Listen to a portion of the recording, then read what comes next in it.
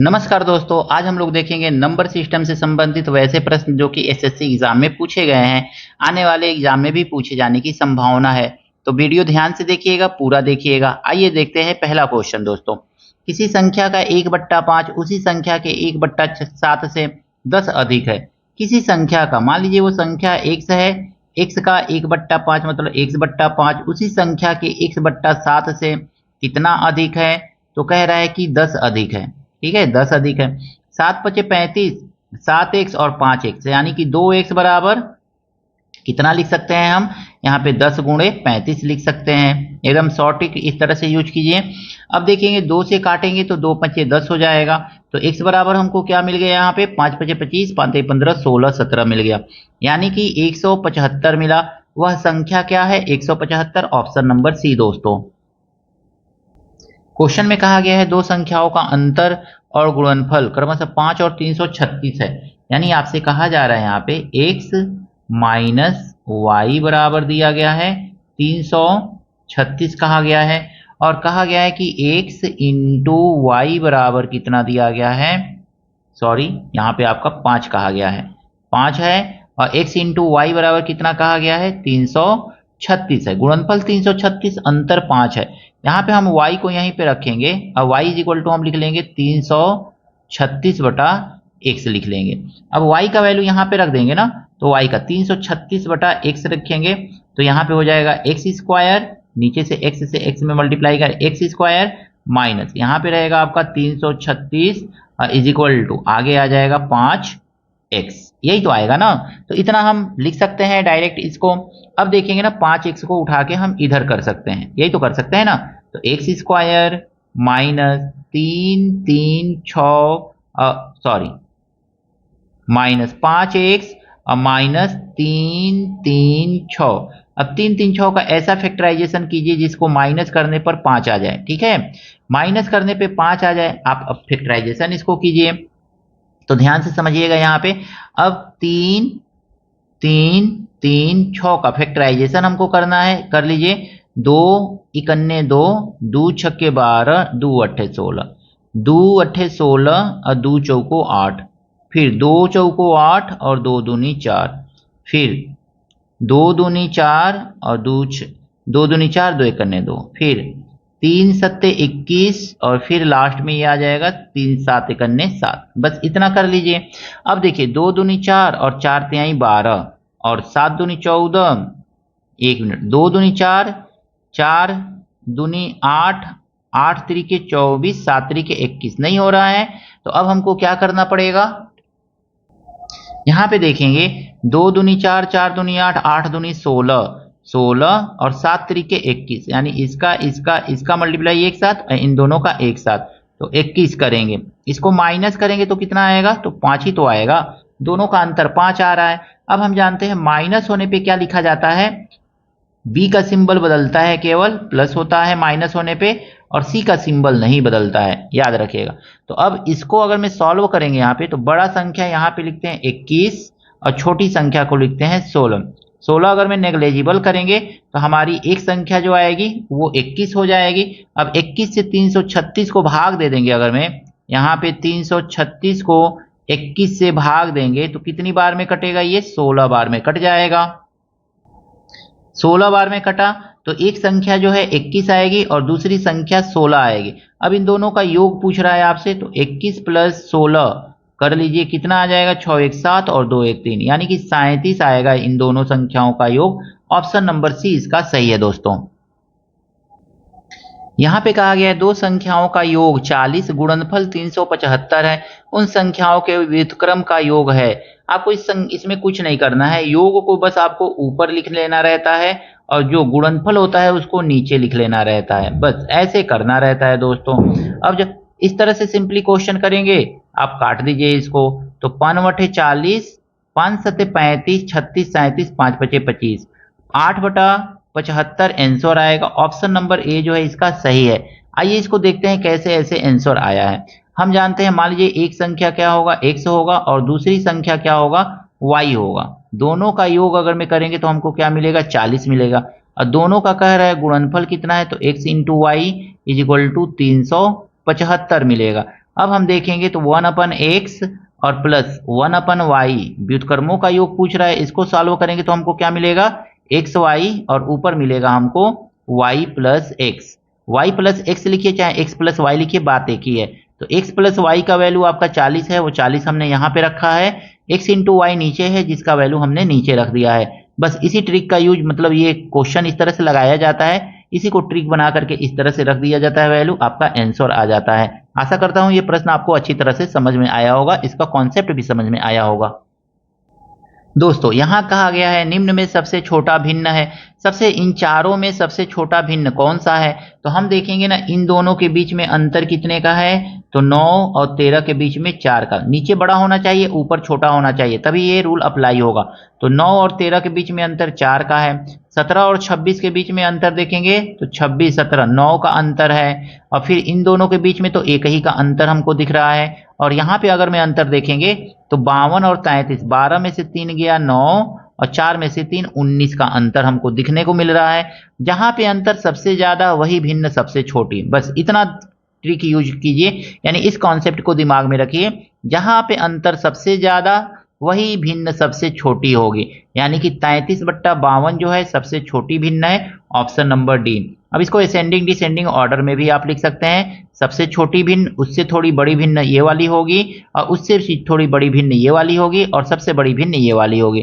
तो इस तरह से छोटा बड़ा आप अंतर के बेसिस पे भी रिकॉग्नाइज कर सकते हैं कौन छोटा है कौन बड़ा है। बट इस बात को ध्यान में रखिएगा, डिनोमिनेटर बड़ा होना चाहिए और न्यूमरेटर जो होता है आपका छोटा होना चाहिए, तभी ये ट्रिक अप्लीकेबल होगा। इस प्रश्न में कहा गया है एक संख्या को 899 से भाग देने पर शेषफल 63 है। अब किससे भाग दिया जा रहा है किससे नहीं भाग दिया जा रहा है, आपको उससे कुछ मतलब नहीं होना चाहिए, आपको केवल यह मालूम होना चाहिए कि शेषफल क्या बच रहा है। तो आपका शेषफल बच रहा है 63, और कहा गया है कि 29 से भाग देने पर शेषफल क्या होगा। तो इसी संख्या जो शेषफल बचा है उसी को 29 से आप भाग दे दीजिए। 29 से भाग देंगे 2 बार में जाएगा, 2 9 18, 2 दूनी 4 और 5 58 आ जाएगा। इसको माइनस करेंगे, 13 में से 8 गया 5 आ जाएगा, ये कैंसिल हो जाएगा, यानी 29 से उस संख्या को भाग देंगे तो हमारा शेषफल कितना आएगा, 5 आएगा। ऑप्शन नंबर बी दोस्तों सही है। इस प्रश्न में कहा गया है वह छोटी से छोटी संख्या जिसे 1000 में जोड़ने पर वह 45 से पूर्णतः विभाज्य है। तो 45 से पूर्णतः विभाज्य कौन सी संख्या है, 1000 से बड़ी संख्या कौन सी है जो 45 से पूरी तरह से विभाज्य है।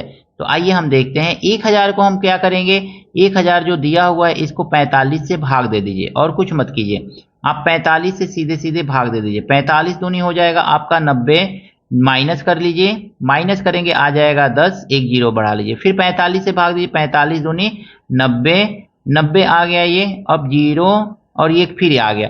ये जो नीचे बचा हुआ है ना उसको क्या कीजिए, 45 में से ही जिससे भाग दे रहे हैं ना उसी में से इस रिमाइंडर को माइनस कर दीजिए। जो भी रिमाइंडर रहेगा उसको क्या करना है, यानी जो भी शेषफल रहेगा उस शेषफल को इस भाजक में से माइनस कर देना है, जो आपका आएगा वही आपका आंसर होगा दोस्तों।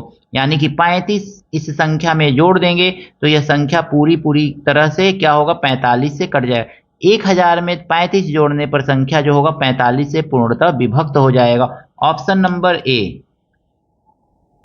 इस प्रश्न में पूछा गया है 3 क्रमागत विषम संख्याओं का योग 147 है, मध्य की संख्या है। 3 क्रमागत विषम संख्या, 1 संख्या 2 संख्या 3 संख्या, मध्य वाली संख्या पूछ रहा है। हमको क्या करना है, 147 में 3 से जितनी संख्या है उससे ही भाग दे देना है।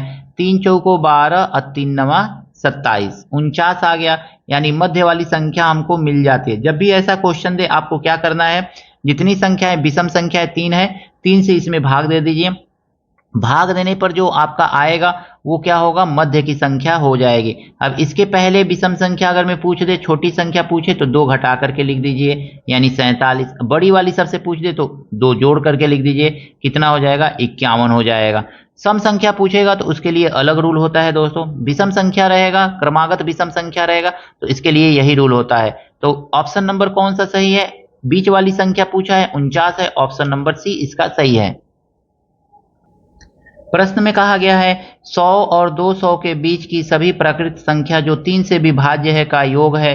हम देखेंगे 100 है आपका, ये तो 100 में हम 3 से भाग देके देखेंगे कि इसके बाद कौन सी संख्या होगी जो 3 से पूरा पूरा कट जाए। 3 तिरिके 9 यानी कि 9 आ गया, माइनस करेंगे तो 1 और 0, फिर 3 तिरिके 9 1 आ गया, यानी कि ये 1 आता जाएगा, यानी 1 है ना, यानी 1 अगर मैं 2 और रहता 3 आ जाता तो 3 से कट जाता, यानी 2 की कमी है, यानी 100 के बाद कौन सी संख्या होगी जो 3 से कटेगी, तो 102, यानी 33 आया है, याद रखिएगा इसको। फिर दूसरा दिया हुआ है 200, तो 200 में आपको क्या करना है, फिर 3 से भाग दे देना है। 3 छके 18, ये 18 आ गया, 2 बचा 0, 3 छके 18, ये फिर 2 बच गया, यानी यहाँ पे 1 रहता तो क्या हो जाता, संख्या पूरा। यहाँ पर देखेंगे कि 100 और 200 के बीच में कितनी संख्याएं हैं जो क्या है, 3 से विभाज्य हैं। तो यहाँ पे 2 आ रहा है, 3 से 200 को भाग देने पे 2 से बच रहा जा रहा है, यानी 200 में से 2 घटा देंगे तो 198 आएगा, यानी कि 198 जो होगा वो पूरा पूरा किससे विभाजित होगा, 3 से विभाजित हो जाएगा। अब हम देखेंगे कुल कितनी संख्याएं हैं, तो 33 और 66 को आपस में जो ये क्वोटिएंट आया है इन दोनों को आपस में माइनस कर देंगे, तो माइनस करने पे आपका n बराबर आएगा 33, यानी कुल अंकों की संख्या जो क्या है 3 से विभाज्य है 100 से 200 के बीच में, उनकी संख्या हो जाएगी 33। एक फार्मूला लगाएंगे, विभाज्य का योग है, यानी Sn बराबर हम लगा लेंगे, Sn बराबर होता है n/2, अब ब्रैकेट में 2a, अब तो हमको पहली संख्या और अंतिम संख्या मिल गई है ना, तो सीधा सीधा एक ये वाला लगा लेंगे a प्लस यल, बस इतना आपको कर लेना है। Sn यानी 33 संख्याओं का योग प्राप्त करना है, तो n बराबर 33 अब बटा 2 लिख लीजिए आप, ठीक है। अब मल्टीप्लाई, a का वैल्यू है 102 और यल का वैल्यू है यानी अंतिम संख्या 198, दोनों को जोड़ लीजिए, तो 8 और 2 10, 9 1 10, 1 1 2 1 3, कितना आ गया, तो ये आ गया आपका 150 सॉरी। अब इसको मल्टीप्लाई कर लीजिए, तो ये हो जाएगा 0, 15 तिया 45, 15 तिया 45 और 4 49, 4950, यानी कि 100 और 200 के बीच सभी प्रकृत संख्या जो 3 से विभाज्य है उनका योग कितना है, 4950 है। ऑप्शन नंबर बी इसका सही है। इस क्वेश्चन में कहा गया है 1 से 50 तक लिखने के लिए आवश्यक संख्या है, 1 से 50 तक लिखने के लिए आवश्यक संख्या है, कितनी संख्याएं आवश्यक होंगी, तो हम जानते हैं 1 से लेकर के 9 तक कुल कितनी संख्याओं की आवश्यकता पड़ेगी, तो 9 संख्या की आवश्यकता पड़ेगी। अब जब हम 10 से चलेंगे, 10 से लेकर के 50 तक, तो कितनी संख्याओं की आवश्यकता पड़ेगी, तो 10 से लेकर के 50 तक हमको जाना है, तो 10 से लेकर 50 तक कुल संख्याएं कितनी होगी, तो हम जानते हैं 50 में से 9 निकाल देंगे तो 41 हो जाएगा, और 41 लिखने के लिए 10 में 2 संख्या, 11 में 2 संख्या, 12 में, इस तरह से करके 2 संख्या टोटल 50 तक होगा, तो 2 से गुणा कर देंगे, आपका कितना आ जाएगा, 2 एकने 2 और 2 चौको 8, यानी 82। अब 82 में 9 जोड़ लीजिए, यानी कि 82 और प्लस 9 दोनों को जोड़ेंगे, कितना आ जाएगा, 9 2 11 और 8 1 9, 91 संख्याएं होगी, यानी कि कुल कितनी संख्याओं की आवश्यकता पड़ेगी, 91 संख्याओं की आवश्यकता पड़ेगी 1 से 50 तक अंकों को लिखने के लिए। ऑप्शन नंबर सी जो है इसका दोस्तों सही है। आशा करता हूं नंबर सिस्टम से संबंधित ये सभी प्रश्न आपको अच्छी तरह से समझ में आए होंगे। कहीं कोई त्रुटि है कमेंट करके जरूर बताइएगा। मिलते हैं नेक्स्ट वीडियो में नए प्रश्नों के साथ। Thank you, best of luck.